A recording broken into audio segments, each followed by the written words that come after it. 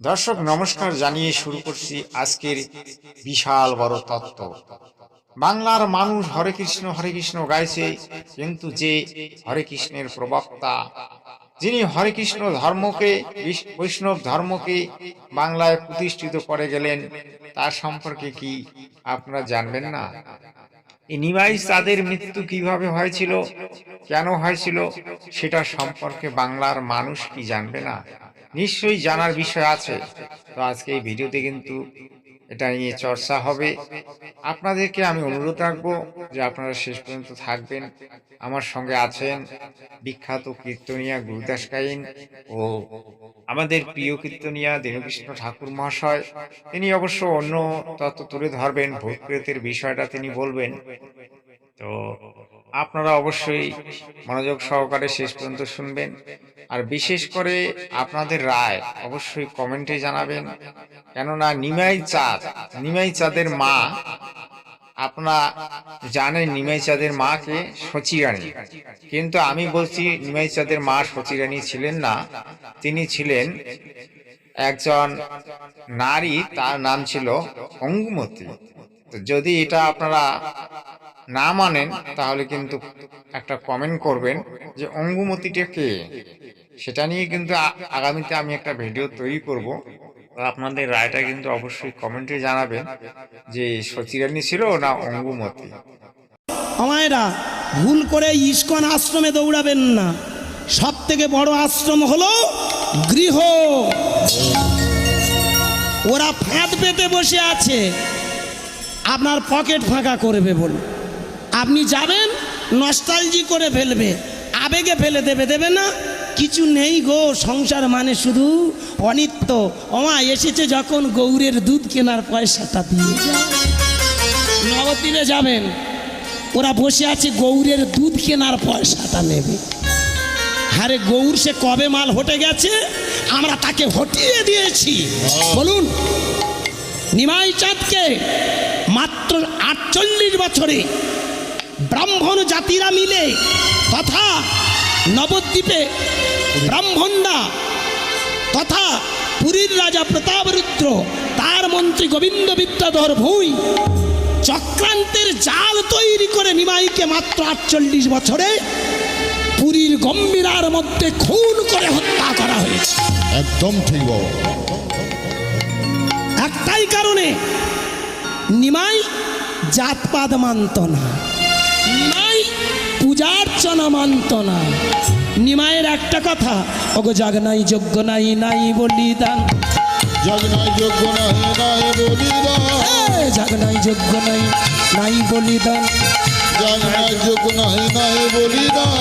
আছে শুধু হরে কৃষ্ণ কৃষ্ণ হরে রাম, আছে শুধু হরে কৃষ্ণ কৃষ্ণ হরে রাম, আছে শুধু হরে কৃষ্ণ কৃষ্ণ হরে রাম, আছে শুধু হরে কৃষ্ণ কৃষ্ণ হরে রাম, হরে কৃষ্ণ কৃষ্ণ কৃষ্ণ হরে হরে, হরে রাম হরে রাম রাম রাম হরে হরে, হরে কৃষ্ণ কৃষ্ণ কৃষ্ণ হরে হরে, হরে রাম রাম রাম হরে হরে। ভালো করে কথাটা মন দিয়ে শুনবেন, তত্ত্বটা ভালো করে বোঝার চেষ্টা করবেন। নিমাই চাঁদ বারবার একটাই কথা বলতে চেয়েছে, কলিযুগে কোনো যাগযজ্ঞ নয়, কোনো বলিদান নয়, কোনো আলাদা কিছু নয়, একটাই মাত্র রাস্তা হলো হরিনাম। কারণ যাগযজ্ঞের নাম করে ব্রাহ্মণরা শুধু ঝাড়ার ধান্দায় বসে থাকে। বলুন, আজকের এখানে যারা বসে আছেন আমার কথাটা ভেবে দেখবেন, আমরা নামেই যাগযজ্ঞ করি, এটাই প্রকৃত যাগযজ্ঞ নয়, যাগো যজ্ঞ, তার নাম যাগযজ্ঞ। যাগ মানে তোমার ভিতরে মূলাধার থেকে সুরের সাড়া নিয়ে তোমার ভিতরে সহস্রাতে যোগ করার নাম হলো যাগো যজ্ঞ। এই কথাটা এসেছিল একদিন, কালের বিবর্তনে ওটা বাইরে একটা ব্যবসার জায়গা তৈরি করেছিল চিঠি।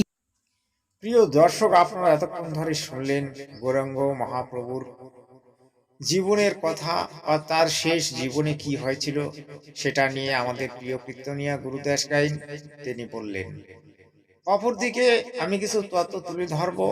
এই নিমাই চাঁদকে যারা আজকে দেবতার আসনে বসালো, যারা তাকে ভগবান বানিয়ে দিল, তারা কি একবার ভেবে দেখেছে যে ভগবান কি হয়, ভগবান কাকে বলে? তারা ভাবেনি। তাদের ব্যবসাটাকে একেবারে চঞ্চনা করানোর জন্য নিমাইকে একেবারে ভগবানের আসনে বসিয়ে দিয়ে হরে কৃষ্ণ গাইতে এবং নাম যজ্ঞের নামে কোটি কোটি টাকা লুট করার চেষ্টা হচ্ছে এই বাংলায়। আজকে দেখুন, যদি নিমাই চাঁদ ভগবান হতো তাহলে তার মৃত্যু এভাবে হতো না। আসলে এরা ভগবান নয়, এরা এক একজন প্রবক্তা, এক একজন নেতা, এক একজন ধর্মের ঠিকাদার ছিল। তো ধর্মের ঠিকাদারি করতে গিয়ে তিনি অনেকগুলি ভুল করেছিলেন।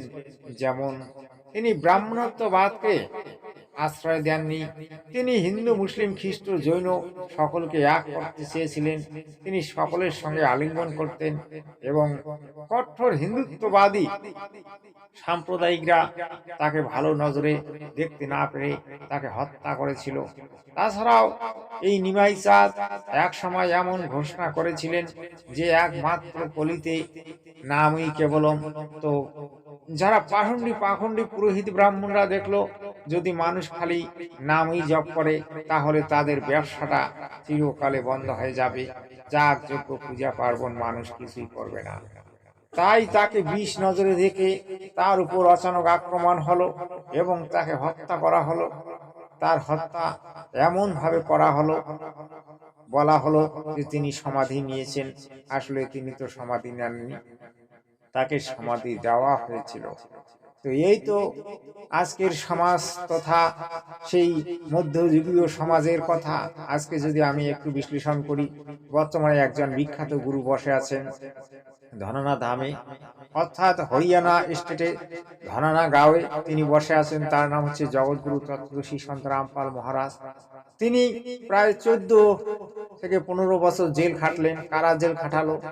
ওই আমাদের দেশের কিছু মূর্খ পণ্ডিত, কিছু মূর্খ প্রবক্তা, কিছু মূর্খ গুরু, কিছু মূর্খ যারা সমাজকে একেবারে কুসংস্কারে ঘরে রাখতে চায়, তাদের মতো লোকেরা বর্তমান সমাজে যেমন অনিরুদ্ধ আচার্যজি, দেবকীনন্দন প্রেমানন্দ ঠাকুরজি, রাম ভট্টাচার্য, চার শঙ্করাচার্য, এদের মতের কোনো ঠিক নেই। এরা নিজেরাই নিজের মতকে ঠিক করতে পারে না, এরা কখন কি বলে কোনো ঠিক নেই। আর একজন আছে গাঁজাভুরি, যে ভূত খেদায়, তাকে আপনারা অনেকেই জানেন, বাগেশ্বর বাবা। এগুলি সমাজের পাখণ্ডী। এদের নিজের ব্যবসাটাকে একেবারে জমজমাট করার জন্য ও যে কোনোটাই করতে পারে, সেটা আপনারা কিন্তু ভেবে দেখেছেন বা ভেবে রাখবেন। কারণ এই মূর্খদের কাছে যারা যাবে তারা কোনো শিক্ষা পাবে না, তারা মূর্খামি নিয়ে আসবে। তাই এদের থেকে দূরে থাকুন আর সঠিক পথ দেখুন। সৎসাহিব। আগে নিয়ম ছিল কি?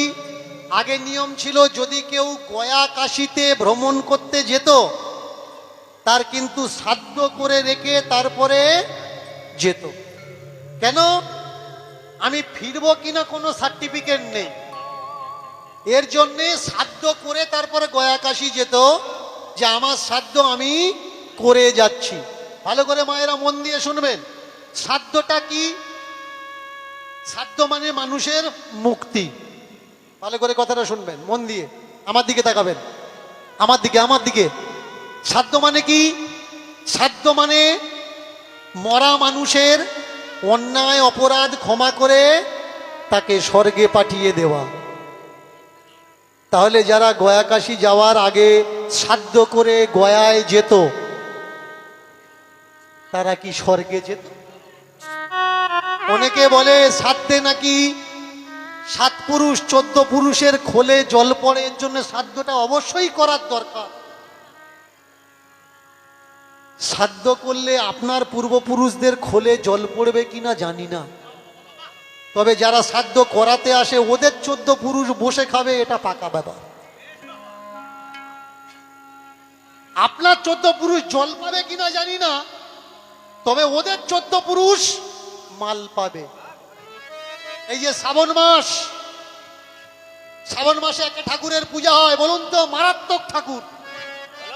প্রত্যেক ঠাকুরকে আমরা বলি যে বাবা আমার দিকে একটু তাকাও, আর ওই ঠাকুরকে আমরা পূজা করি আর ঠাকুরকে বলি বাবা আমার দিকে চেয়েও না। দর্শক, আপনারা শুনলেন দীনকৃষ্ণ ঠাকুরের মহান বক্তব্য। তিনি যে ঠাকুরটির কথা বললেন সেটি হচ্ছে শনিদেব। শনিদেব হচ্ছে কর্মের দেবতা, আপনার কর্মের বিচার করবে, পাপের বিচার করবে। তিনি হচ্ছেন একজন ন্যায়বাদী। এটা যারা অনেকে মনে করে যে শনিদেবকে দেখা যাবে না, শনিদেবের দর্শন করা যাবে না, শনিদেবকে গৃহে রাখা যাবে না, এগুলো ভুল কথা। কারণ শনিদেব হচ্ছে ন্যায়ের প্রতীক। যেদিকে ন্যায় তিনি সেদিকেই থাকবেন, আর যেদিকে অন্যায় হবে তার বিরুদ্ধে তিনি প্রতিবাদ গড়ে তুলবেন এবং তাকে ধ্বংস করে দেবেন। যেমন আমি উদাহরণ দিয়ে বলতে পারি, বর্তমানে যে এই যে তৃণমূলী মালগুলো এতদিন থেকে যে অন্যায় করেছিল, এখন তারা কিন্তু সকলেই জেলে যাবে এবং তাদের উপর ডিম জুতা ছড়া হচ্ছে। এটা আপনারা নিজেরাই দেখতে পাচ্ছেন। ধন্যবাদ।